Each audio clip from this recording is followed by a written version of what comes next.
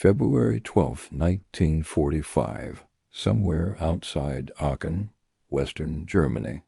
The transport truck lurched to a stop, its engine rattling one final time before dying in the frozen silence. 23 women climbed down from the canvas-covered bed, their boots crunching on snow that had turned to ice overnight. They wore thin Wehrmacht auxiliary uniforms never designed for winter marshes. Most were telephone operators, radio clerks, medical assistants. The youngest was 19, the oldest barely 30. They had been captured 3 days earlier during the chaotic collapse of a Luftwaffe communications station. Now they stood in a muddy compound ringed by barbed wire and American guards, breath fogging in air so cold it burned their lungs. One woman wrapped her arms around herself, shivering violently. Another stared at the ground, lips already tinged faintly blue. The guards motioned them forward. The women moved slowly, uncertain. They had heard the propaganda. They knew what supposedly happened to prisoners. But as they walked past rows of hastily erected wooden barracks, past tents sagging under the weight of accumulated snow, one of them realized something that changed everything. The American soldiers looked as cold as they did. And in that moment she understood this was not a prepared prison camp. This was improvisation, survival, for everyone. By February 1945, the Wehrmacht had integrated approximately 500,000 women into auxiliary roles across all branches of the German military. They served as Wehrmachthilfen, Luftwaffenhelfern, and Marinehelfern female assistants who operated radios, plotted aircraft movements, decoded messages, and tended the wounded. They wore uniforms. They took oaths. They served within range of Allied bombers. And when Germany's command structure began to disintegrate in the winter of 1945, they were captured alongside their male counterparts. The Americans had not planned for this. Field manuals addressed male prisoners. Supply chains prioritized combat troops. The Geneva Convention required equal treatment regardless of gender, but logistics had not caught up to legal obligations. When female prisoners began arriving at temporary holding camps throughout Western Germany, the U.S. Army found itself improvising solutions to problems no one had anticipated. Before we continue with this remarkable story, take a moment to like this video and subscribe to the channel. Drop a comment below and tell us where you're watching from. We'd love to hear from you.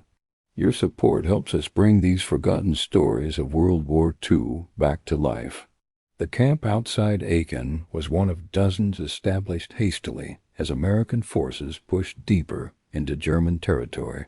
It had been assembled in less than a week using surplus materials, wooden planking from dismantled structures, canvas tents originally meant for troop bivouacs, coal stoves when they could be found.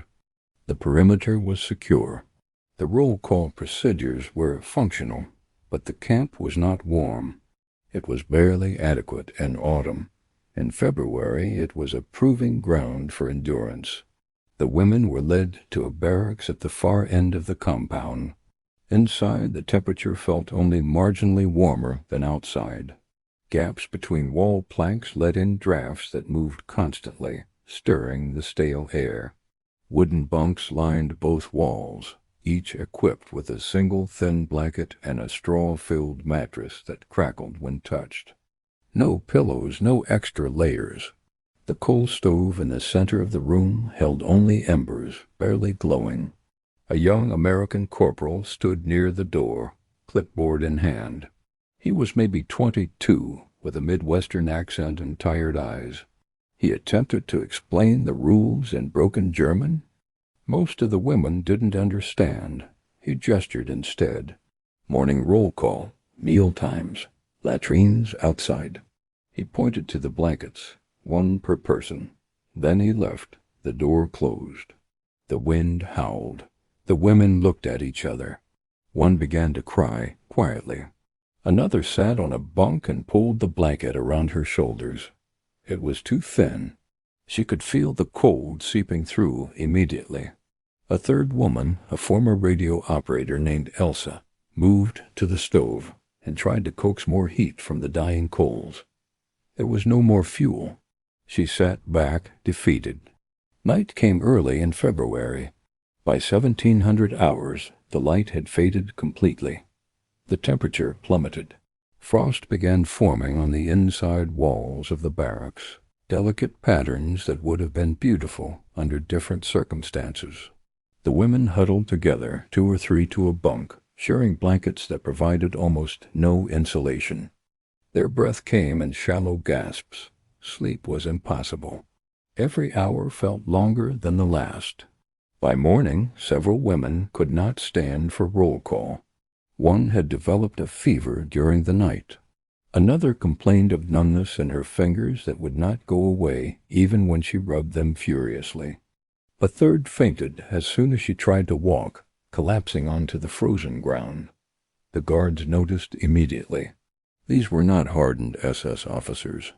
These were infantrymen from Ohio and Pennsylvania, teenagers who had been pulled from frontline duty to guard prisoners while supply convoys caught up.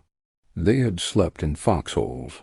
They had seen men freeze to death during the Battle of the Bulge. They recognized the signs. One guard, a sergeant named William Kowalski, later recalled the moment with stark clarity.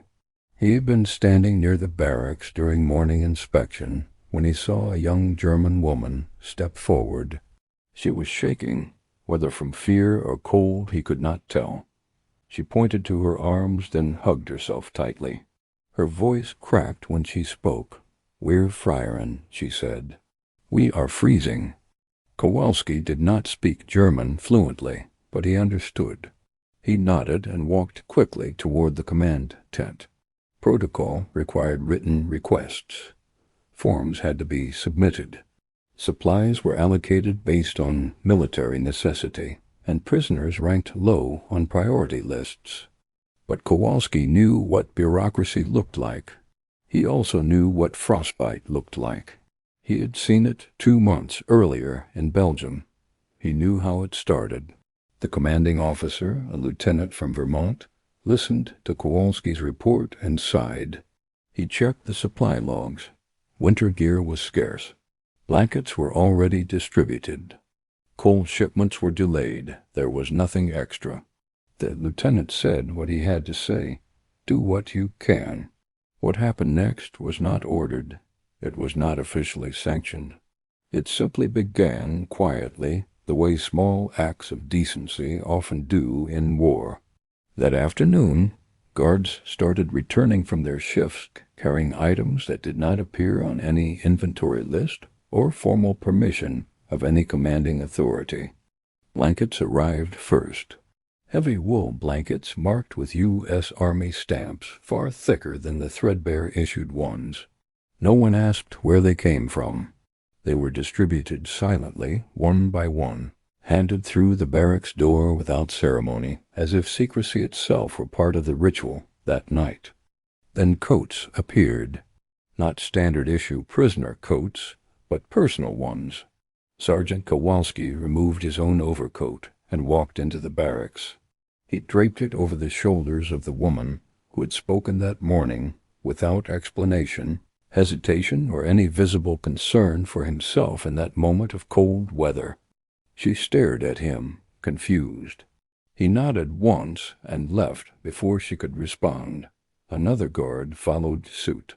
Then another. Soon a pile of coats lay folded near the stove olive-drab wool, worn but warm, offered without expectation of recognition or praise from anyone present inside the barracks that evening. The women were stunned. They had been told what to expect from enemy soldiers. Propaganda had painted clear pictures. Brutality, indifference, cruelty born of hatred. What they witnessed, instead, defied every narrative they had been given since the earliest days of their captivity and fear-filled instruction sessions back home before. American soldiers barely older than themselves were voluntarily giving up their own protection against the cold. Some did so with quiet embarrassment, others with firm resolve, but all with an unspoken understanding that this act mattered more than regulations ever could within that frozen camp during those nights of winter. That night, the temperature dropped again. Wind howled through the camp, rattling the barracks walls. But inside, the women slept differently. Blankets were doubled. Coats were shared. Some still shivered, but fewer than before, as fragile warmth slowly replaced constant, biting exposure to the elements they had endured for weeks. The coughing that had echoed through the night began to subside. For the first time since capture, sleep came in something resembling rest, rather than exhaustion-induced collapse. Breathing steadied, bodies loosened, and fear briefly loosened its grip on minds long held rigid by hunger and cold and uncertainty of survival. Over the following days, the pattern continued. Guards began modifying the camp in small, unauthorized ways. Wooden crates were broken apart, the planks used to seal gaps in barracks walls. Straw was brought in no one knew from where and layered across the floors to provide insulation from the frozen ground below. Fires in the stoves were kept burning longer than regulations technically allowed. A cook quietly diverted extra rations, not enough to trigger audits, but enough to add substance to the watery soup served each evening. None of this was announced. There were no grand gestures, no speeches about mercy or humanity. It happened in the margins the way compassion often does when bureaucracy provides no space for it to exist openly. Quiet decisions replaced formal directives, unfolding naturally in moments where conscience outweighed regulation and silence protected intent. Guards rotated duties differently, placing those who spoke even fragments of German near the barracks to ease communication. Shouting was replaced with gestures. Instructions were given more patiently, without threat or urgency. One soldier, a former school teacher from Illinois, began using chalk to draw simple pictures on a wooden board. He sketched schedules, rules, and meal times, translating regulations into images that transcended language. The drawings were crude but effective, reducing confusion and fear. Women gathered silently to study them, finding reassurance and clarity. For the first time, expectations were visible rather than shouted, and order felt less like punishment. Trust did not come easily. Some women still flinched when guards approached. Others kept their eyes down, conditioned by months of propaganda and weeks of fear. Habit and survival instincts were difficult to shed. Every kindness was examined carefully, weighed against past warnings of deception and cruelty. But slowly fear loosened its grip. When a guard handed a woman a mug of hot coffee one frozen morning, she hesitated, staring at the steaming liquid, as if it might be a trick. Then she accepted it with trembling hands and whispered, "Danke," barely audible in the cold air. The guard nodded and walked away without another word. There was no smile, no acknowledgment beyond that brief gesture. Yet the exchange lingered long after, carried in warmth, spreading through numb fingers and into a guarded heart. It marked a shift, subtle but irreversible, in how possibility was perceived. By the third week of February, winter reached its cruelest point. Snow fell continuously. Roads became impassable. Supply convoys struggled. Even the American soldiers began feeling the strain, rationing their own provisions to stretch dwindling resources amid exhaustion, hunger and bitter cold pressing down relentlessly. Yet the camp held together, sustained not by official orders, but by small decisions made repeatedly by tired young men who had seen enough suffering. Each choice reinforced the last, forming an unspoken agreement that survival mattered more than procedure, and dignity was worth preserving. One night, during a particularly brutal cold snap, the women were awakened by sounds outside the barracks. For a moment, panic surged. Footsteps in the dark had rarely meant good news in their experience, and fear returned swiftly, sharp and familiar. Then the door opened. Several soldiers entered, dragging metal stoves scavenged from abandoned buildings in a nearby town.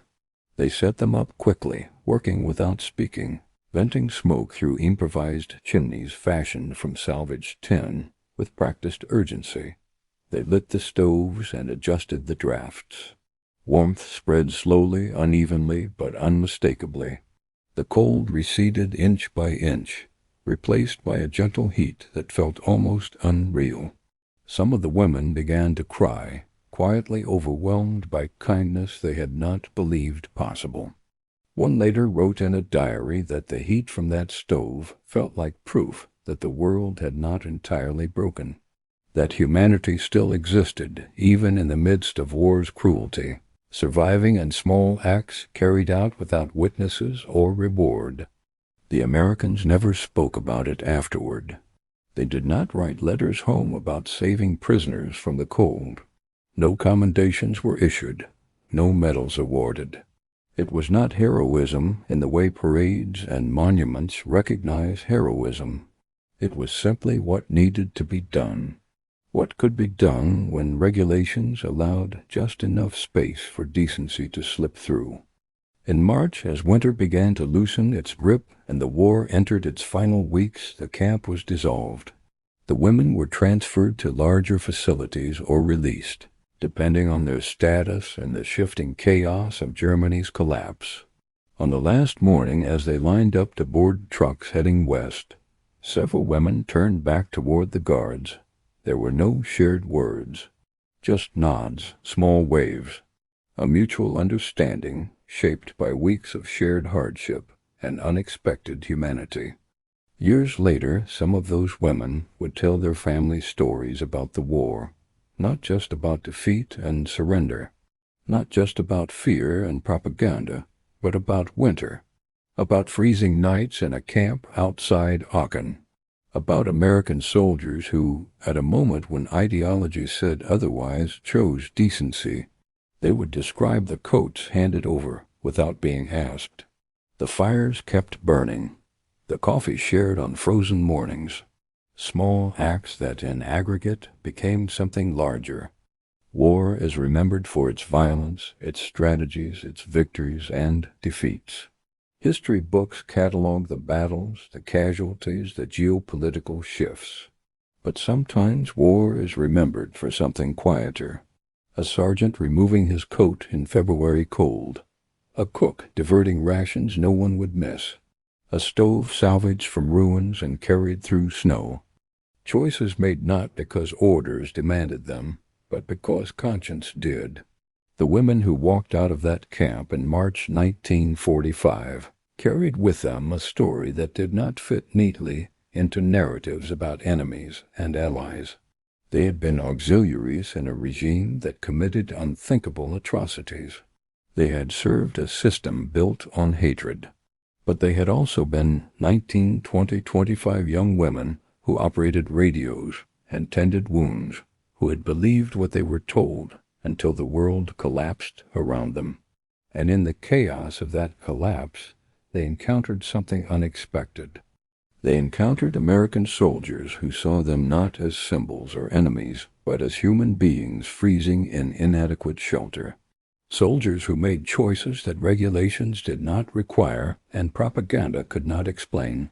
Soldiers who demonstrated that even in the machinery of total war, there remained space for individual acts of compassion. The winter of 1945 killed thousands across Europe. Cold claimed lives as surely as bullets. But in a temporary camp outside Aachen, a small group of women survived because guards made unauthorized decisions, because blankets appeared that should not have, because fires burned longer than regulations allowed, because in the end some things transcend orders. And if this story reminds you that history is made not just by generals and politicians, but by tired young soldiers making choices in the cold, take a moment to like this video, subscribe to the channel, and share your thoughts in the comments below. These stories matter. These moments matter. They remind us that even in humanity's darkest hours, light persists in unexpected places.